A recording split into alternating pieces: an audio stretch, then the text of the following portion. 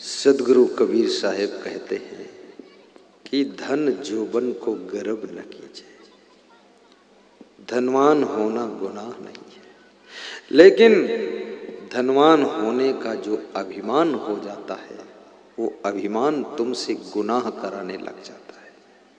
धनवान बनो लेकिन धनवान होने का अभिमान ना करो। धन बढ़े लेकिन धन का अभिमान ना बढ़े। आपके पास गाड़ियां बढ़े लेकिन गाड़ियों का अहंकार न बढ़े। फैक्ट्री लगाओ लेकिन अहंकार की फैक्ट्री मत लगाओ। मकान ऊंचा बनाओ लेकिन नम्रता इतनी रखो कि नमस्कार कहीं छूट न जाए, क्योंकि अहंकार मनुष्य को नीचे गिराता है। अभिमान प्रेम को नष्ट करता है। बड़े बड़े काम करो लेकिन अभिमान न करो। सरल स्वभाव न मन को टिलाई, यथा लाभ संतोष सदा। स्वभाव को सरल बनाइए।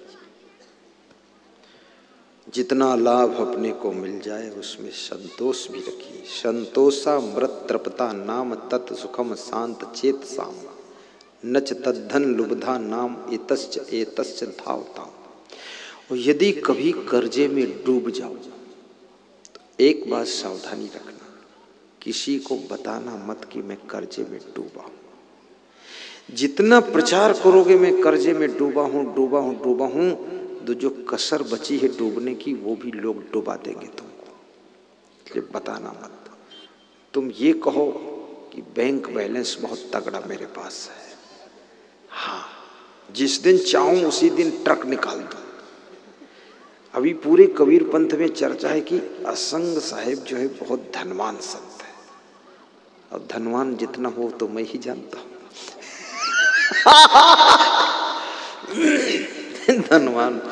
धनवान तो नहीं, लेकिन इतना जरूर है, कंगाल भी नहीं। और इतना भी जरूर है, हम किसी को बताते ही नहीं क्या है स्थिति।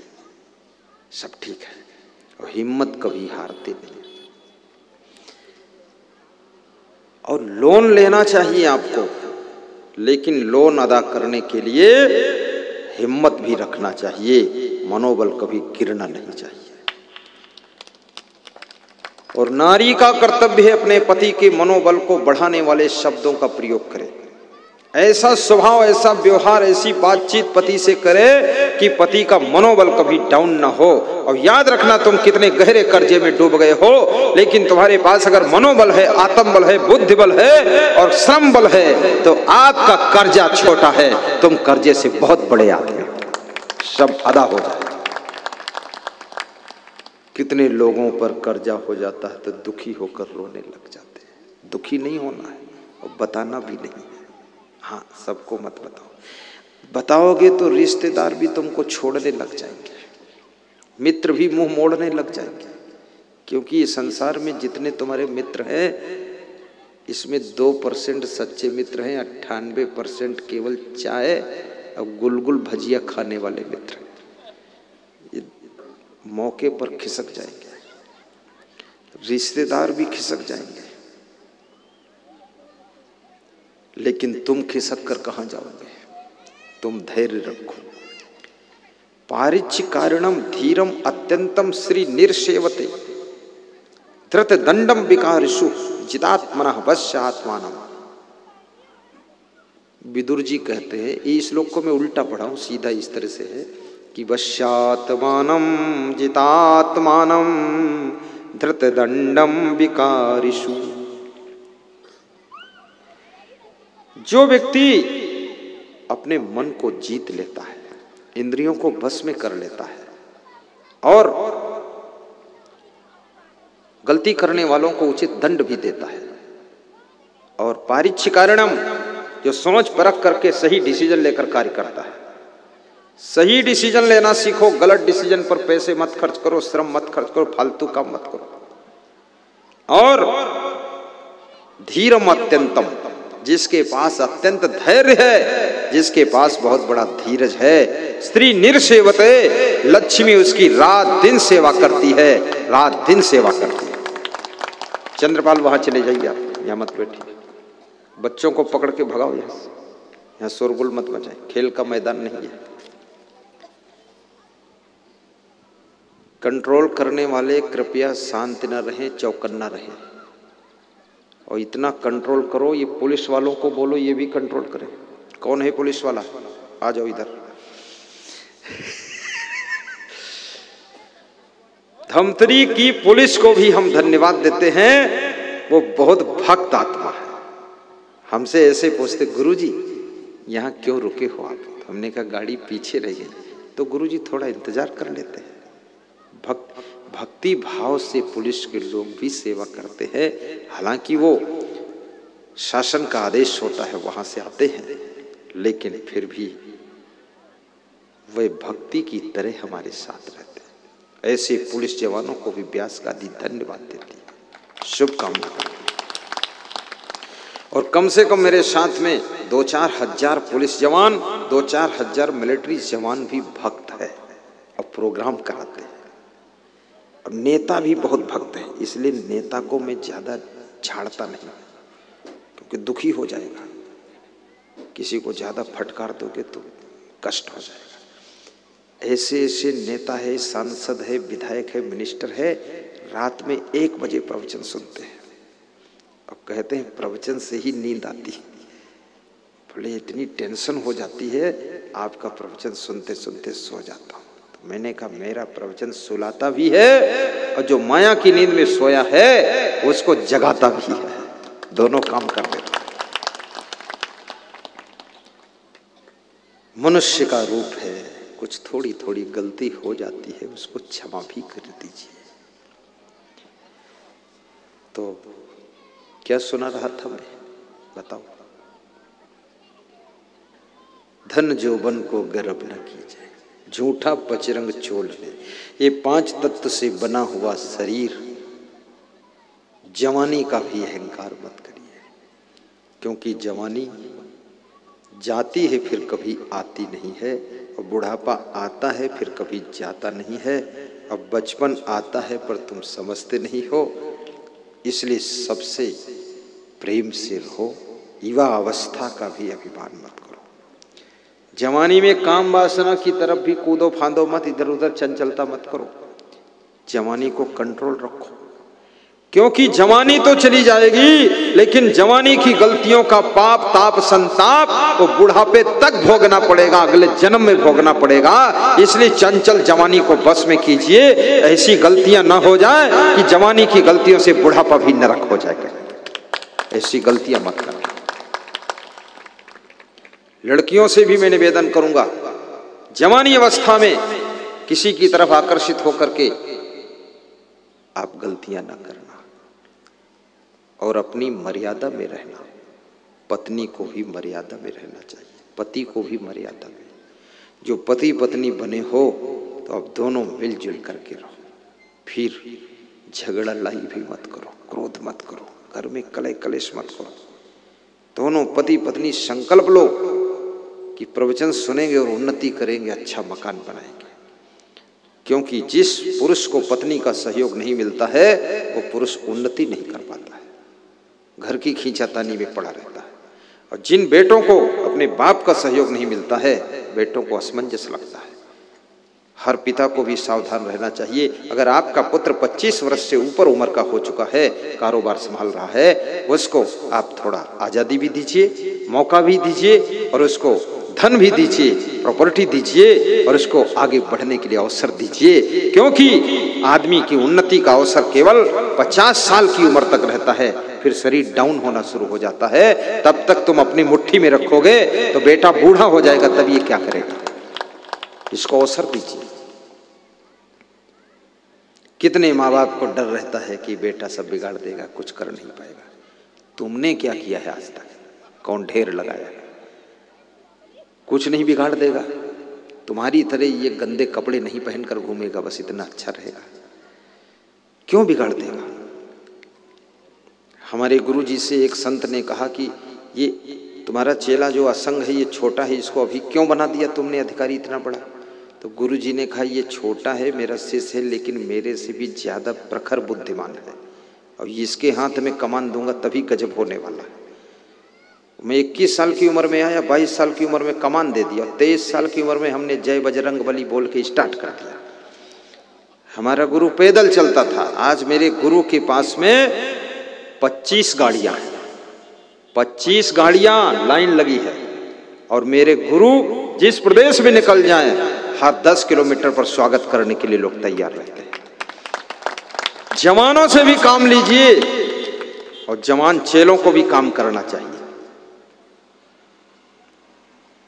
जवान पुत्र को भी काम करना चाहिए। जवानी व्यर्थ न चली जाए कहीं, ये भी देख लेना।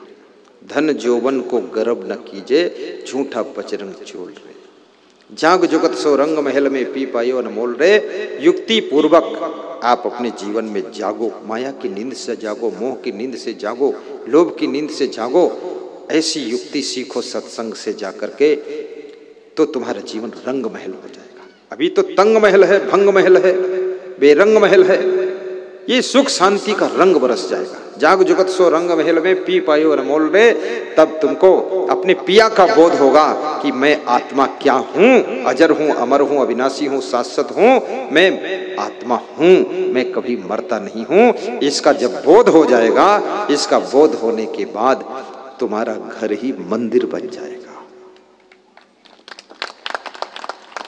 सुन्न महल में दिया ना बरले, आसन सो मत डोल रे। जो आज तक तुम्हारा जीवन सोना सोना व्यतीत हो रहा है, वहां पर ज्ञान का दीपक जला दीजिए। सुन्न महल में दिया ना बरले, बरले माने जलाना, जला दीजिए। आसन सो मत डोल रे। जो तुम्हारा वैराग्य का आसन है, श्रद्धा का आसन है, भक्ति का आसन है, उससे डगमगाओ मत। आप भक्ति पर जम के बैठे रहो, और भक्ति का प्लेटफार्म छोड़ो मत, श्रद्धा का प्लेटफार्म छोड़ो मत। वैराग्य और ब्रह्मचर्य का आसन जमाओ। बाहर का आसन कोई आसन नहीं है, असली आसन तो श्रद्धा का आसन है, भक्ति का आसन है, वैराग्य का आसन है। इस आसन को मजबूत पकड़ करके रखो। अभी लोग बोलते हैं उस आश्रम के मठाधीश हो गए, महंत हो गए, ये हो गए, वो हो गए, मंडलेश्वर हो गए, खंडलेश्वर, कमंडलेश्वर। उज्जैन में हमारे पास में महामंडलेश्वर कई लोग आए, बोले आपको महामंडलेश्वर बना दूं। मैंने कहा क्यों? बोले अभी 3 दिन टाइम है, बना दूंगा। तो हमने कहा उससे क्या फायदा होगा? बोले शाही स्नान में आपको रथ पर बिठा के ले जाएंगे। तो हमने कहा मैं तो करता ही नहीं स्नान, मैं तो कोई नदी वदी में नहाता नहीं हूँ, न टांग भी धोने की इच्छा नहीं है। अरे बोले तुम किस तरह के हो? हमने कहा हम बहुत अच्छी तरह के हैं, हैंडपंप में स्नान करते हैं, फालतू हम नहीं बनते मंडलेश्वर महामंडलेश्वर। बोले हम लोग तो इसलिए आए थे कि तुम्हारा बहुत नाम बढ़ रहा है, बहुत बड़ा भीड़ है तुम्हारे यहाँ 50,000 की, तो इसको भी जोड़ लूंगा तो काफिला हमारा बढ़ जाएगा। मैंने कहा मैं तो जुड़ूंगा ही नहीं, महामंडलेश्वर बनूंगा नहीं। महंत महंत लफड़ा कुछ नहीं करना है। क्या करना है? सत्संग करना है, वैराग्य से रहना है, ब्रह्मचर्य से रहना है, ठीक नियम से रहना है। कितने साधु को देखो किसी आश्रम का महंत बन गया तो उसको इतनी ऐंठ आ जाती है, फिर कोई साधु दूसरा पहुंच जाए तो उसको ऐंठ के रस्सी बना देगा। बड़े घमंड में बैठा, ऐठा हुआ ऐसे फूल के, आसन मारे डिम्ब धरी बैठे, मन में बहुत गुमाना कि मैं यहाँ का महंत हूं। महंत महंत कुछ नहीं, तुम वहां की जमीन के संरक्षक बनाए गए, तुम वहां के बिल्डिंग के संरक्षक बनाए गए। महंत का मतलब अहंकार करना नहीं होता, महंत का मतलब है महंता की चरम ऊंचाई को छू लेना ही महंत का काम है। और जितने लोग आए उनकी व्यवस्था बनाना वो महंत का काम है, अहंकार दिखाना महंत का काम थोड़े।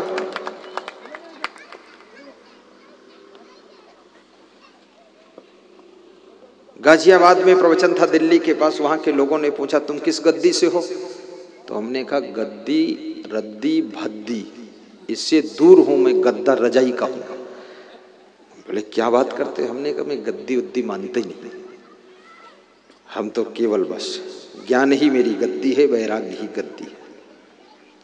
बोले बड़ी मुश्किल है, हम तो गद्दी की पूजा करते हैं। हम कहें तुम गोबर की पूजा करो तो हमसे क्या मतलब? हाँ, बोले हम वंश गद्दी वाले हैं। हम कहें तो कौन कहता हमको बुलाओ, क्यों बुलाते हो? बोले तुम प्रवचन अच्छा सुनाते हो। तो हम कहें फिर गद्दी क्यों पूछते हो? प्रवचन सुनो, बात खत्म करो। आप वंशगद्दी हो, मैं थोड़े कहता हूं आपकी वंशगद्दी कुछ गद्दी गद्दी वद्दी में कुछ निंदा बुराई भी नहीं करता हूं, लेकिन मेरी गद्दी वद्दी कुछ है भी नहीं, मैं तो बिना गद्दी वाला हूं। क्या है गद्दी? सबसे बड़ी गद्दी है जिस गद्दी का नाम है चरित्र की गद्दी, उससे बड़ी गद्दी कोई दुनिया के अंदर नहीं।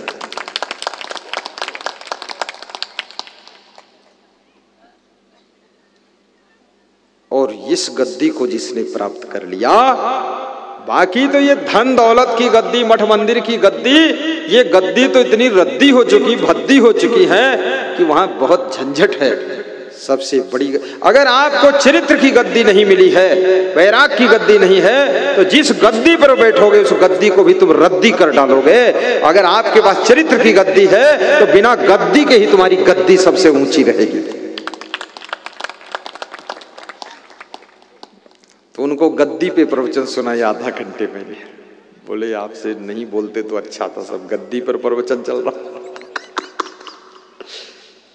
मैं भी सब महिलाओं से कहूंगा, कुछ नहीं है संसार में, कुछ नहीं, जितना तुम अच्छे चरित्र से रहोगी, स्वभाव से सुंदर रहोगी, ना तुम्हारे पास धन कम रहेगा, ना सम्मान कम रहेगा, ना प्रतिष्ठा कम रहेगी, ना सुविधा कम रहेगी। जो भी मनोकामना सब गुरुदेव की कृपा से पूरी हो जाएगी, और तुम लोग भी सब मनोकामना पूरी होगी। लेकिन केवल तुमको अपना सुंदर स्वभाव संभालना है और सुंदर चरित्र की गद्दी को संभालना है, भक्ति की गद्दी को संभालना है।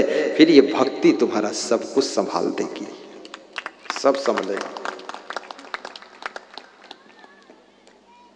साहेब बंदगी बोलो, हाथ जोड़कर बोलो साहेब बंदगी, अंजलि बांधकर बोलो साहेब बंदगी, सिर झुकाकर प्रेम से बोलो साहेब बंदगी, थोड़ा जोर से बोलो साहेब बंदगी, साहेब बंदगी, वाह वाह, मुस्कुरा कर बोलो साहेब बंदगी, साहेब बंदगी। अब बिल्कुल मत बोलो साहेब बंदगी